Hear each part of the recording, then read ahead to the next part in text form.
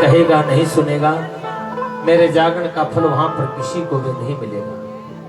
और माँ ने तारा को एक वरदान और दिया कि मेरे जागरण में जो तेरे नाम की कथा कहेगा सुनेगा, कोई भी मनोकामना लेकर मेरे भवनों में बैठेगा, निराश होकर नहीं जाएगा। आइए सुबह ब्रह्म मेला का समय, एक बार सभी अपनी जीवा को पवित्र करो, एक बार सभी जय माता की बोलो। ऐसे नहीं, मेरे साथ बोलो जरा ताली बजाकर।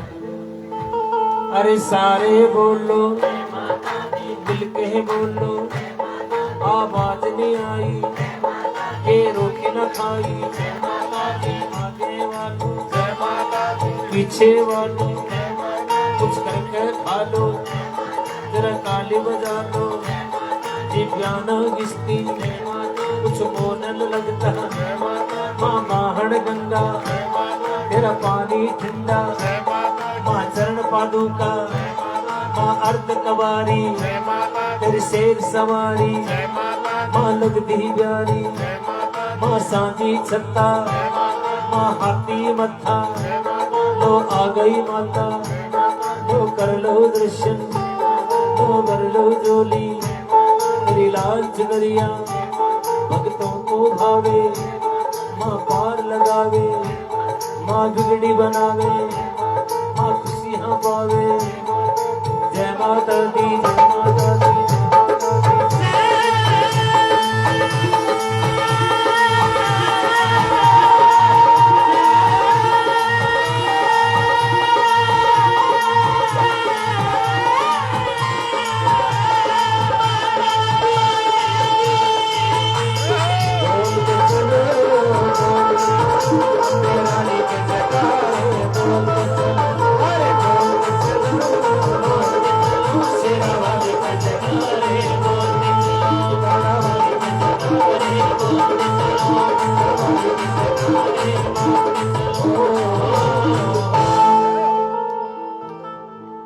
एक बार सभी मिलके प्रेम से कह दो जय माता।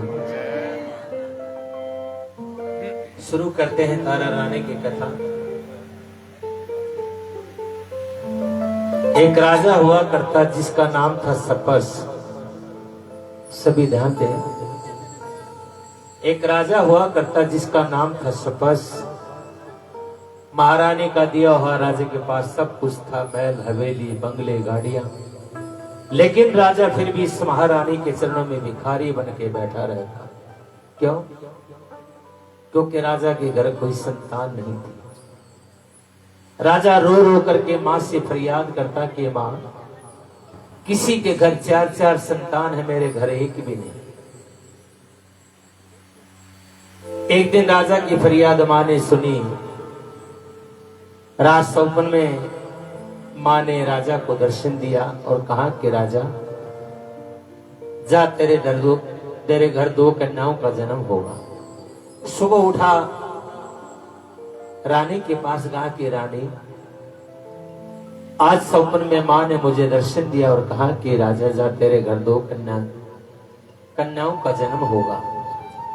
तो रानी कहने लगी कि महाराज, कभी सौपन की बात भी सत्य होती है? तो राजा ने कहा कि हाँ रानी, जो सौपन सुबह ब्रह्म मेला में आए वो सपना सत्य होता है। दिन बीते, महीने बीते, राजा के घर एक सुंदर सी कन्या जाई। राजा महलों में खुशियां मनाता है, घी के दीपक जलवा देता है, धन दौलत बंटवा देता है और ब्राह्मणों को अपने महलों में बुला लेता है। इस लड़की की जन्मा कुंडली बनाओ, इसका नामांकन करो। जैसे ही ब्राह्मणों ने जन्मा कुंडली बनाई, कहा कि राजा, ये कन्या तेरे दरबार के लिए, तेरे घर के लिए अति शुभ है। ये तेरे नाम को 4 चांद लगाएगी, ये माँ भगवती की पुजारन बनेगी, माँ की पूजा करेगी।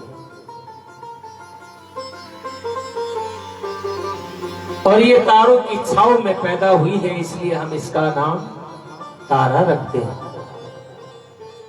अब इसी प्रकार से फिर दिन बीते, महीने बीते, राजा के घर दूसरी कन्या जाई है। कुदरत ने किया रंग सावला, एक अजब कला दिखलाई।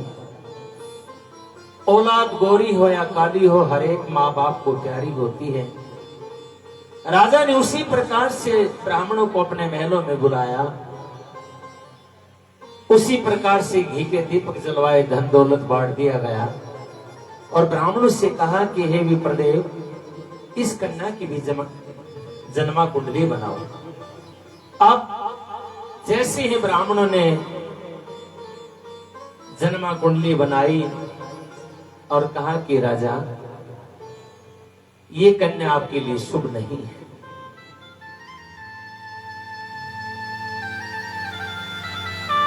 इसने पिछले कर्म के अनुसार जन्म तेरे घर में पाया है, लेकिन ये जाएगी नीच घर में। तो राजा ने कहा, महाराज ऐसा कैसे हो सकता है, एक राजा की कन्या नीच घर में कैसे जाएगी?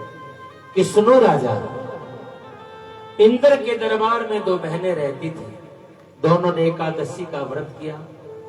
बड़ी बहन ने छोटी बहन से कहा, यहां से एक कथा शुरू होती है, दो बहनों की एक कहानी है।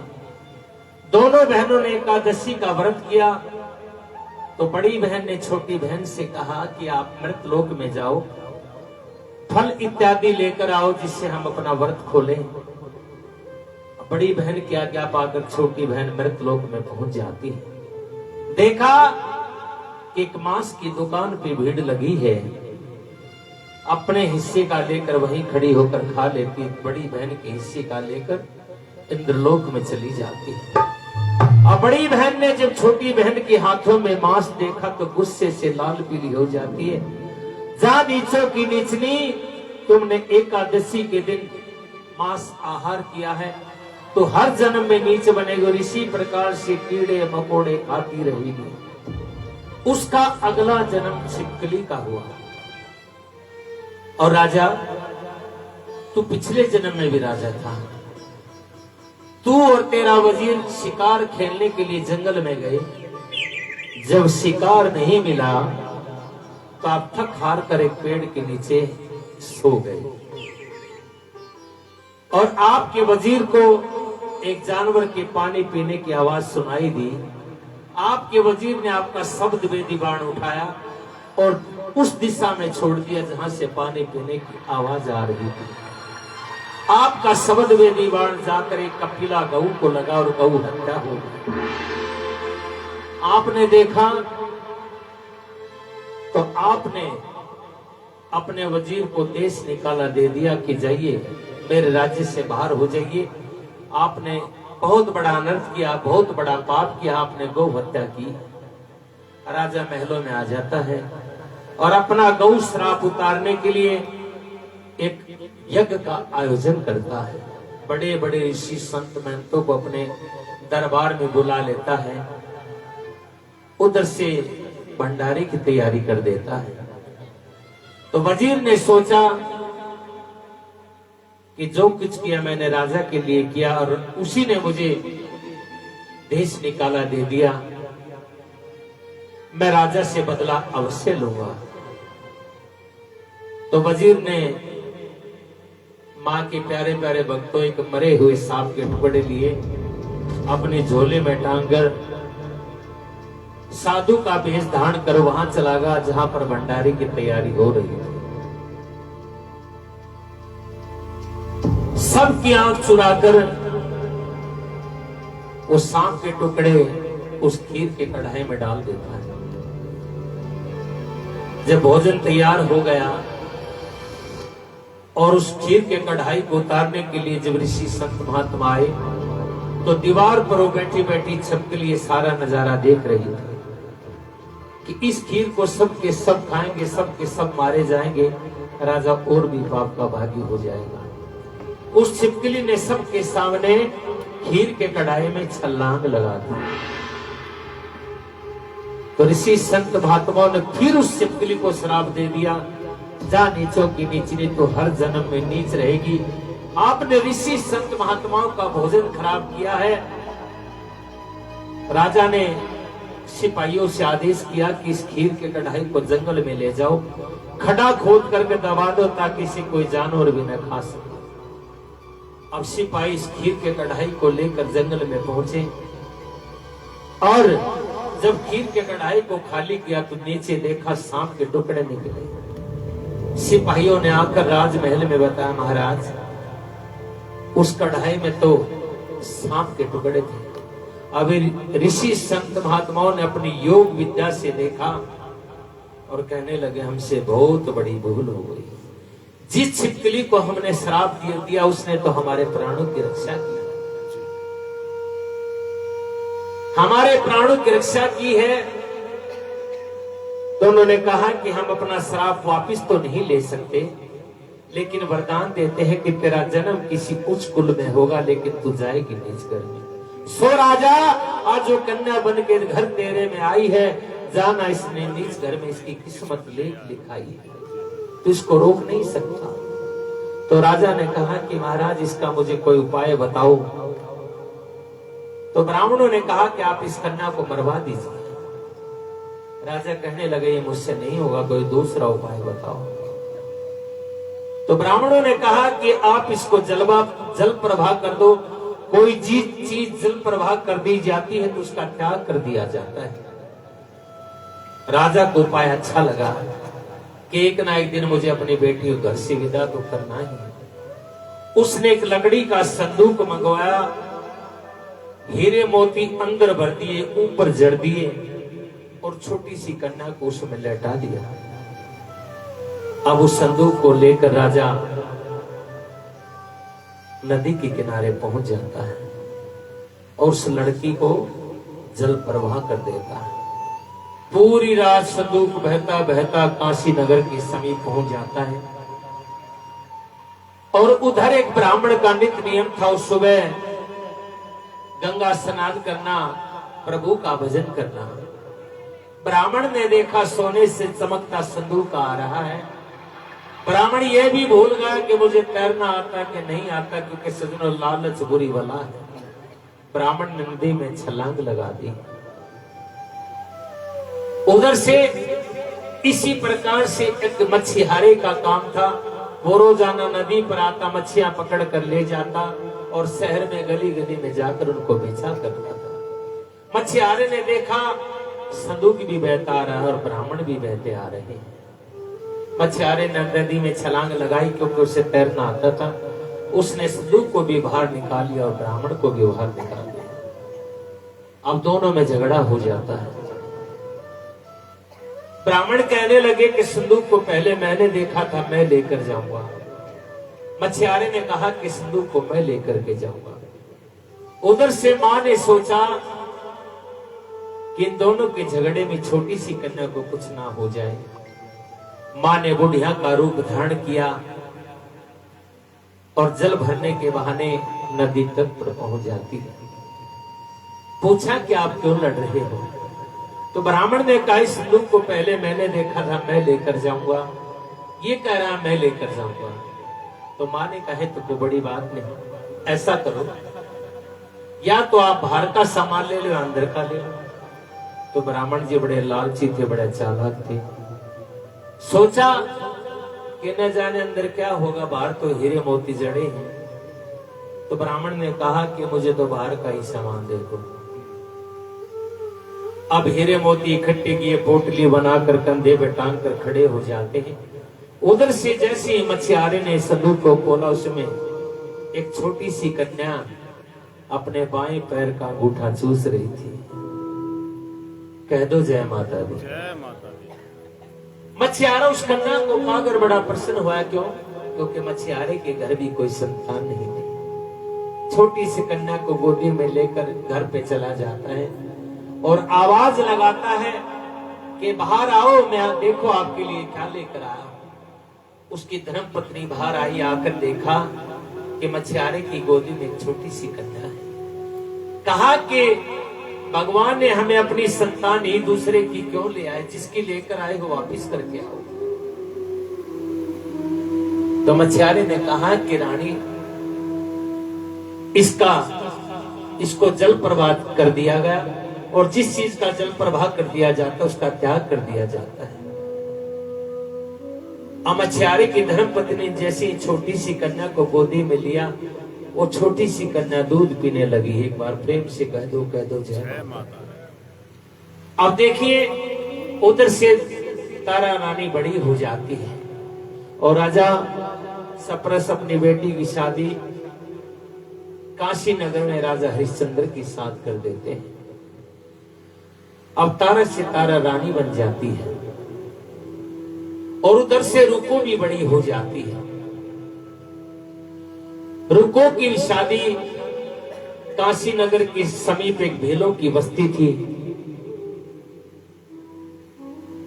उसमें रुक्मण की भी शादी कर दी जाती है। रुको से रुक्मण बन जाती है। अब देखिए हैं तो दोनों माजाई बहने, लेकिन दोनों की किस्मत अलग अलग है। एक माँ 4 बेटों को एक जैसे कपड़े दे सकती है, एक जैसा भोजन दे सकती है, लेकिन किस्मत एक जैसी नहीं दे सकती।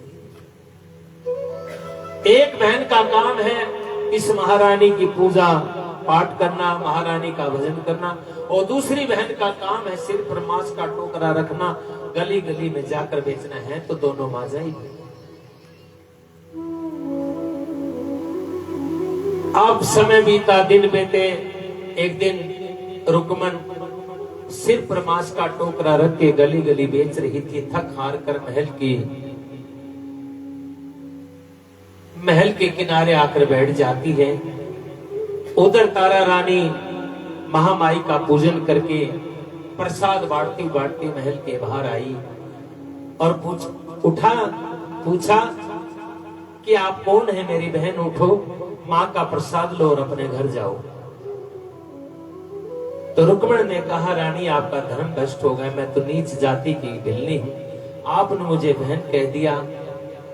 तो तारा रानी ने कहा कि रुक्मण, इसके दरबार में न कोई छोटा है, न कोई बड़ा है, न अमीर है कोई, न गरीब है, सभी एक ही दरी पर के ऊपर बैठते हैं।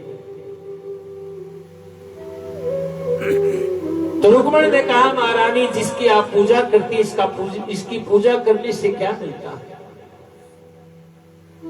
तो तारा रानी ने कहा, इसके दरबार में झोलियां फैलाकर जो भी प्रार्थना करोगे माता रानी पल भर में स्वीकार कर लेगी। तो रुक्मण ने झोली फैलाकर मां से विनती की, मां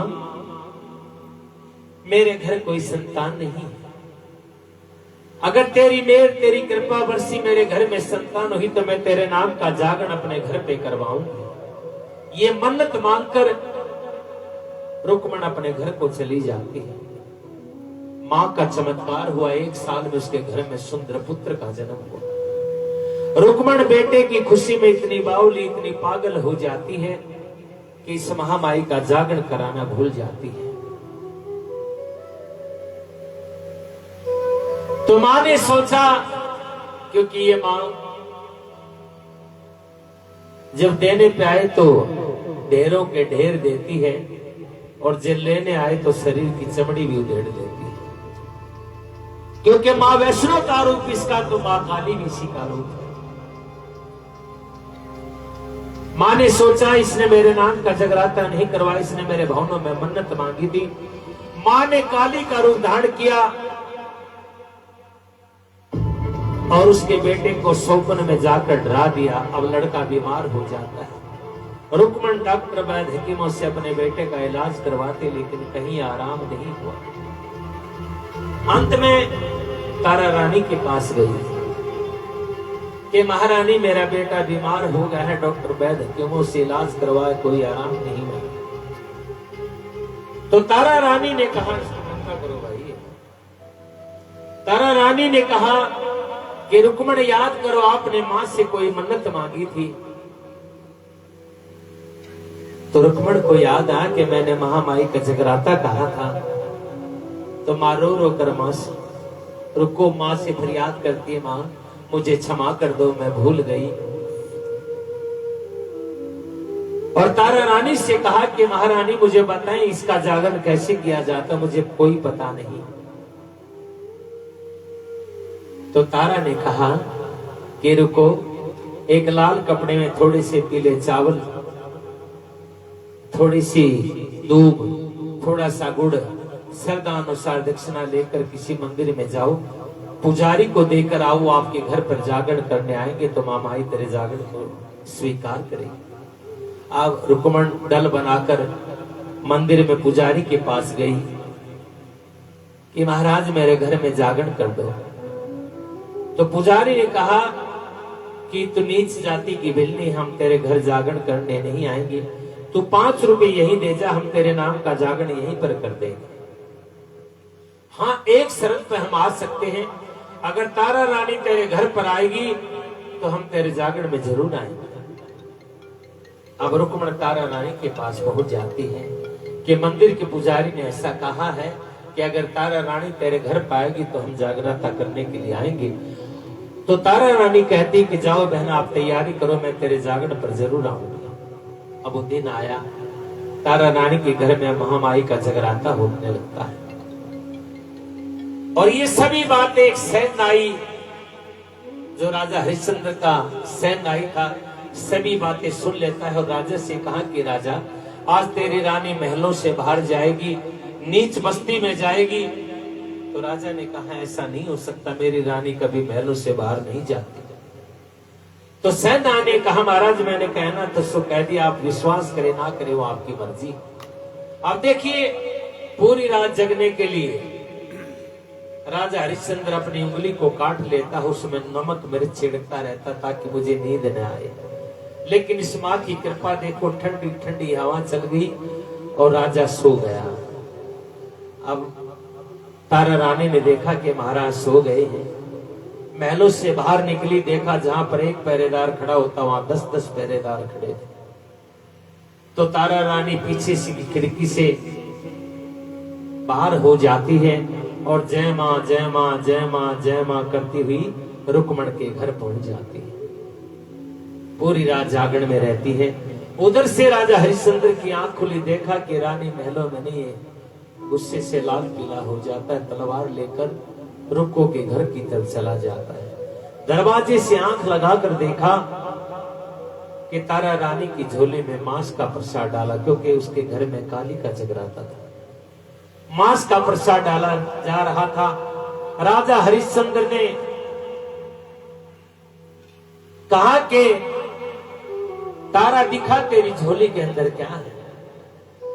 तो तारा रानी ने कहा महाराज, भरी सभा में मेरी इज्जत मत उछालो, महलों में चलो, जो सजा दोगे भुगतने के लिए तैयार हूं, लेकिन भरी सभा में मेरी इज्जत मत उछालो। तो राजा हरिश्चंद्र ने तलवार रानी की झोली पर दे मारी, मांस का प्रसाद जमीन पे गिर गया और सजनों 7 प्रकार के मेवे में बदल गया। एक बार प्रेम से कह दो जय माता दी। अब जो 7 प्रकार के मेवे थे पंडित जी आपको देंगे, वो प्रसाद आपको दिया जाएगा। और रानी को लेकर महलों में पहुंच जाता है। अब देखिए 3 हट होती है, राज हट, बाल हट और त्रिया हट। राजा हट में था। राजा ने क्या किया, क्या देखूंगा तेरी मां में कितनी शक्ति है। राजा का सबसे प्यारा घोड़ा था नीलू घोड़ा, उसके बंद कटवा के थाल में ढक के रख देता है कि तारा अब बुला तेरी मां को, मेरे घोड़े के जीवित करे। तो तारा रानी ने कहा राजा, तूने बेजुबान घोड़े की काहे को बलि दी? अगर मेरी मां का चमत्कार देखना है तो टुकड़े कर अपने बेटे की, देखेगी दुनिया सारी। लेकिन राजा हट में था, उसने अपने बेटे को बुलाया, बंद करके काट के थाल में ढक के रख दिया कि बुला तेरी मां को। अब तेरी मां नहीं आई तो अब उतारूंगा मैं शीश तेरा। तो मां ने, तारा ने मां से विनती की। राजा ने जैसे थाल से कपड़ा हटाया, देखा यूं के यूं कपड़े टुकड़े रखे हुए थे। गुस्से से लाल पीला हो जाता, म्यान से तलवार निकाली और रानी को जैसे ही मारने लगा, पीछे से एक छोटी सी कन्या प्रकट होकर उस तलवार को पकड़ लेती है। सारी ताकत सारी शक्ति लगा ली, लेकिन तलवार को नहीं छुड़ा पाया।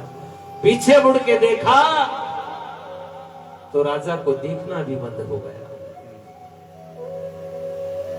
और माता अंतर्ध्यान हो गई। कहा कि तारा तेरी मां आई और मुझे दर्शन भी नहीं हुआ और वो चली गई। ना मेरा बेटा जीवित हुआ ना मेरा घोड़ा जीवित हुआ। तो तारा ने कहा एक बार कपड़ा हटा कर देखो। कपड़ा हटा कर देखा तो बेटे के टुकड़े भी गायब, फिर घोड़े के भी टुकड़े। कि राजा महलों में जाकर देखो। महलों में जाकर देखा तो सामने से आ रहा था बेटा, उसके हाथ में था गरम गरम हलवा। है गरम गरम हलवा खिलाने वाली माता तेरी सदाई जय। कहा कि रानी मेरा घोड़ा कि घुड़साल में देखो। घुड़साल में जाकर देखा, उसका प्यारा प्यारा घोड़ा खा रहा था काले काले छोले। ऐ काले काले छोले खिलाने वाली माता तेरी सदाई जय। अब राजा हरिश्चंद्र ने कहा कि तारा रानी आज मैं तेरी भक्ति से अत्यंत प्रसन्न हूं, मांगो क्या मांगोगे। तो तारा ने कहा कि आपके पास देने के लिए क्या है। महारानी का दुआ मेरे पास सब कुछ है। अगर तू मुझे देना चाहता है तो शहर के बाहर एक मां का मंदिर बनवा दे, लोग आएंगे मुरादे पाएंगे। तो राजा ने शहर के बाहर एक मां का मंदिर बनवाया और जैसे ही मुहूर्त का समय आया तो राजा ने विनती की तारा रानी से कि तारा अब बुलाओ अपनी मां को। तो तारा रानी रो रो कर मां से फरियाद करती है।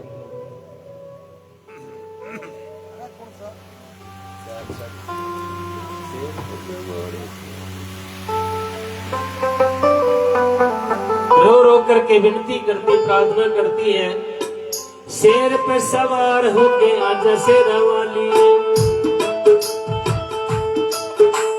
शेर पे सवार होके आजा शेरा वाली।